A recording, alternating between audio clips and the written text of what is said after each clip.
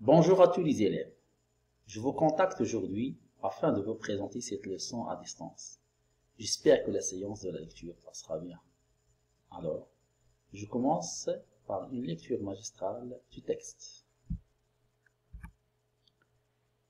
Lecture: identifie un portrait physique. Portrait d'une fillette.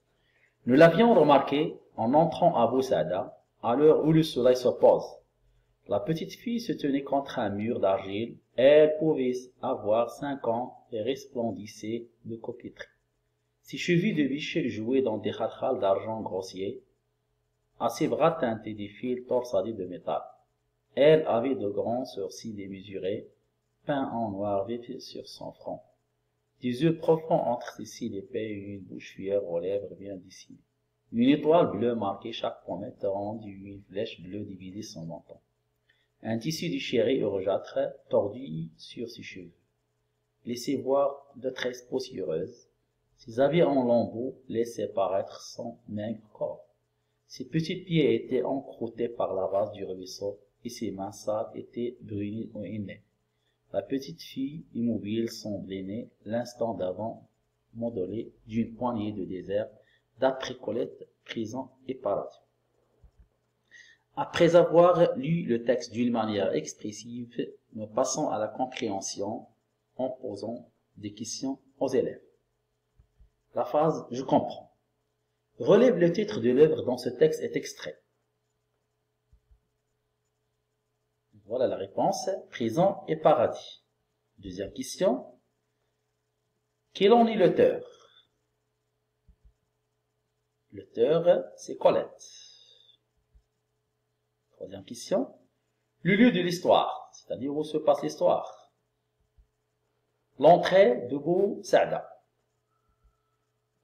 Quatrième question. Le moment de la journée, ça veut dire le temps, c'est le coucher du soleil. Cinquième question. Cette description est tirée d'un récit.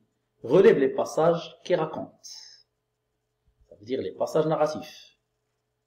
La première et la dernière phrase de l'extrait sont des passages narratifs. Sixième question. Le personnage décrit. Dans le texte, on a une fillette. Ça se trouve donc dans le titre. Septième question. Est-elle nommée? Ça veut dire, est-ce que l'écrivain a cité le nom de cette fille? Ou bien le prénom? Non. Son nom n'est pas cité dans le passage.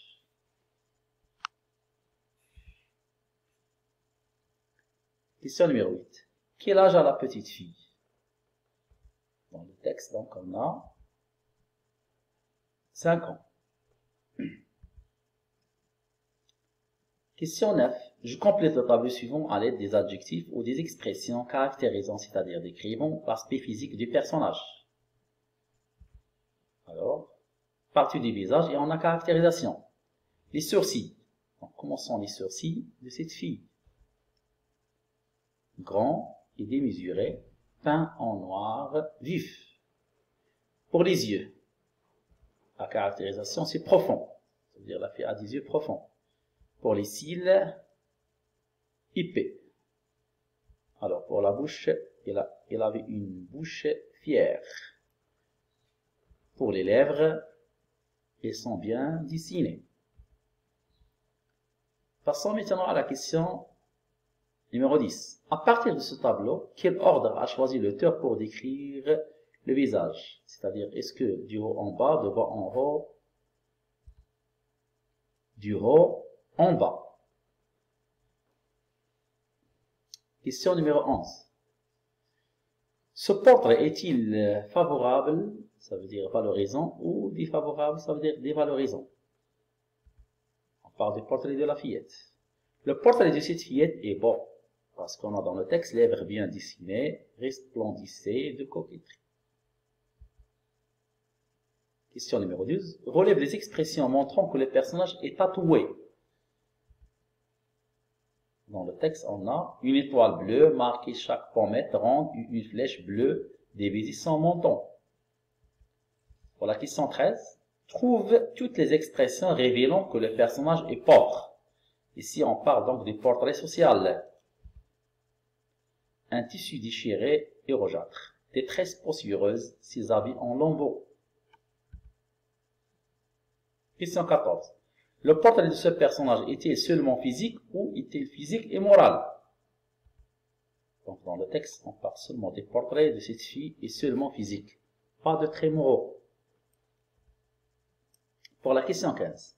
La petite fille dont on fait le portrait est-il en action, ça veut dire dynamique, ou immobile, ça veut dire statique? Pour la réponse, la description des personnages est statique. La petite fille immobile. On a dans le texte. C'est une phrase qui se trouve dans le texte. Immobile, ça veut dire qu'il ne se déplace pas, reste sans bouger. Voilà, pour la question 16. À quel temps verbal sont conjugués les verbes de l'extrait? Justifie ta réponse. Alors, le temps prédominant est l'imparfait, car c'est le temps verbal privilégié de la description. Maintenant, passons à la phase d'enrichissement lexique. Pour que vous puissiez comprendre le texte, j'ai expliqué quelques mots du passage. Par exemple, resplendir, c'est-à-dire briller d'un vif éclat, ou bien rayonner. Coquetterie, ça veut dire c'est un souci de plaire en attirant l'attention. La biche, c'est la femelle du cerf, et le cerf est un animal qui porte de longues cornes. La cheville, c'est la partie située entre le pied et la jambe. Des khalkhal, c'est un mot arabe, c'est-à-dire des bracelets en argent. Teinter, c'est produire de sons clairs et aigus. Par exemple, le trousseau de clés qui teinte. Encrouter, couvert de crottes. La vase, c'est la boue, terre des trompettes, par exemple, quand la pluie tombe. Une pommette, ça veut dire c'est la partie haute de la joue. Une tresse, on parle ici des cheveux, ça veut dire une natte. L'embout, c'est un mot qui est en pluriel, ça veut dire c'est un morceau d'une étoffe déchirée. Brunir, ça veut dire devenir brun, par de la couleur, c'est-à-dire bronzé. Tatouage, c'est un signe au dessin exécuté en tatouant la peau. Passons maintenant à je retiens. Qu'est-ce qu'on va retenir? Quand un écrivain brosse le portrait physique et ou moral d'un personnage, il permet au lecteur de faire connaissance avec ce personnage. L'auteur choisit alors un ordre de description. La description peut porter sur un personnage en action ou immobile. On parle de description objective, c'est-à-dire que l'on décrit ce que l'on voit, ou subjective.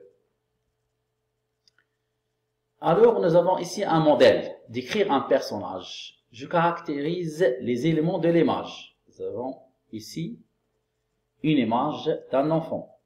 Éléments à caractériser. Cheveux, teint, visage, nez, mains, joues, tricot, pantalon, jouet. Moyens et caractérisation. Pour les adjectifs, on a souriant, blanc, clair, ovale, petit, assis, bleu, soyeux, blanc, détendu, joyeux, bombé. Pour les verbes, on a l'auxiliaire être et avoir, le verbe porter, être habillé, de, tenir, jouer, avoir l'air. Pour les compléments du nom, on a en plastique, en couleur. Pour les adverbes et les locutions, devant, dans, par terre, autour d'eux. Nous avons ici un tableau à compléter. Je regroupe les éléments dans la grille. On a ici rubrique, moyens et caractérisation. Commençons par le portrait physique. L'âge. L'âge de l'enfant, on a petit. Pour le teint, ça veut dire la couleur de la peau, clair. Pour les cheveux, on a blanc, soyeux. La forme du visage, ovale. Le nez, petit. Les joues, légèrement bombées. Pour le vestimentaire, le portrait vestimentaire, on a le pantalon bleu et le tricot blanc. Passons maintenant aux objets. Jouet, ça veut dire Lego. Portrait moral, concernant l'expression du visage, souriant, air détendu et joyeux. Je rédige et je donne un titre. Le petit enfant. Le petit enfant est assis par terre, sur le tapis. Il joue avec des pièces de Lego. Ils sont en plastique de différentes couleurs, éparpillés devant lui. Le petit enfant est tout beau. Il a un teint clair, des cheveux blancs et soyeux, son visage est ovale, avec un petit nez et des joues légèrement bombées. Il est habillé d'un pantalon bleu et d'un tricot blanc. L'enfant est souriant, il a l'air bien détendu et joyeux. Après l'enregistrement de la première vidéo, j'ai pris attention qu'il y avait des fautes d'orthographe au niveau de la réponse de la question 7. Le mot « non » s'écrit avec N et non pas N. Voici la réponse de la question 10 de haut en bas. Il manque la lettre N à côté de E. Nous sommes arrivés à la phase d'application. Bon, je vous présente un exercice à faire afin d'évaluer les capacités.